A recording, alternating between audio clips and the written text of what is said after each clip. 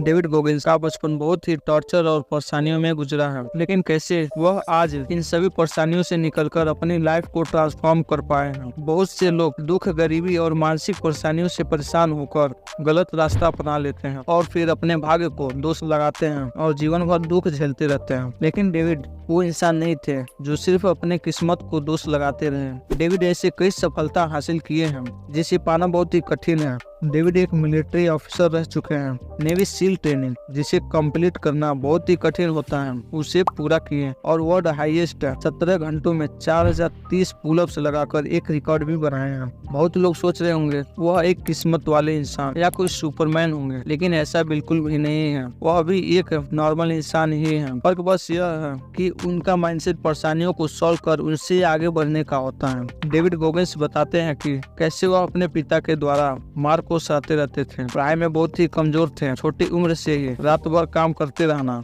और अपने पिता के टॉर्चर को झेलना, ये सब उन्हें बुरा बनाने के लिए काफी था। पर वह हार नहीं माने। वह सब कुछ हासिल किए जो पाना उनका मकसद था। वह एयरफोर्स में जाना चाहते थे, लेकिन वह काफी ओवरवेट थे और 3 महीने तक लगातार कड़ी मेहनत करके अपने 45 kg वजन को घटाया और एयरफोर्स का एग्जाम भी क्लियर किया।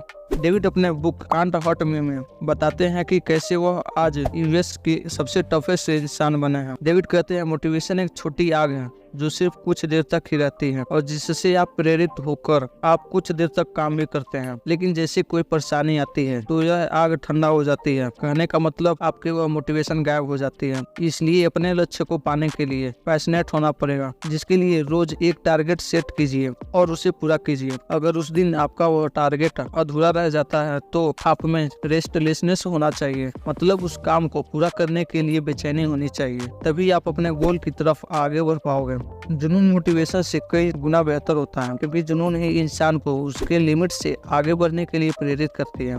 सिंगुलर फोकस, एक बार में एक ही चीज पर ध्यान दो।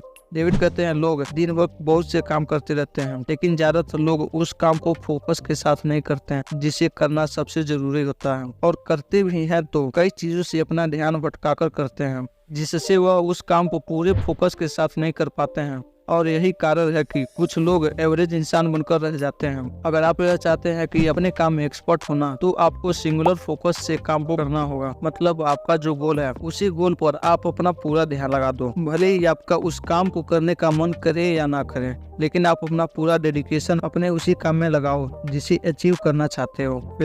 फेलियर से सीखें और अपने स्केल यानी पैमाना को बढ़ाएं। अगर आपका कोई गोल है जिसे आप हासिल करना चाहते हैं, तो आपके रास्ते में बहुत से रुकावट आते रहेंगे। आप अपने उस गोल को पाने में कई बार फेल भी होंगे, लेकिन डेविड कहते हैं फेलियर को अपना टीचर बनाएं। अगर आप अपने गोल में फेल हो गए तो अपने उस टारगेट के लिमिट को और बढ़ाएं। मतलब कि आपका टारगेट था रोजाना 10 पुशअप करने का और नहीं कर पाए तो अपने आप को पुश करें अगले दिन 15 पुशअप करने का। इसलिए अपने आप को थोड़ा थोड़ा पुश करें, तभी आप अपने लिमिटेशन से पार जा पाओगे। वॉरियर माइंडसेट, योद्धा मानसिकता, नेवी सील की ट्रेनिंग दुनिया की कठिन ट्रेनिंग में से एक है। और जब डेविड ट्रेनिंग को कंप्लीट करने के लिए गए तो उन्हें उस ट्रेनिंग के दौरान ऐसे बहुत से चुनौती का सामना करना पड़ा जिस ट्रेनिंग को करने में ज्यादातर लोग हार मानकर पीछे हट जाते हैं। डेविड को भी ऐसा ही लगा, लेकिन उन्हें याद आया कि कैसे वह बचपन में कितने दुख झेले हैं और कैसे वो अपने वेट लॉस की जर्नी को पूरा किए हैं। कैसे वह एक 3rd क्लास स्टूडेंट होने के बावजूद भी एयरफोर्स के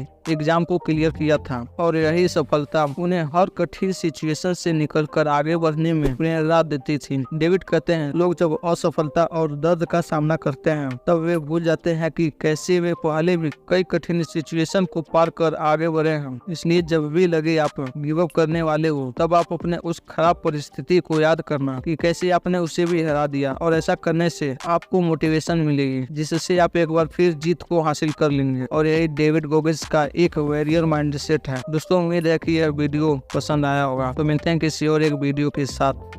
जय हिंद।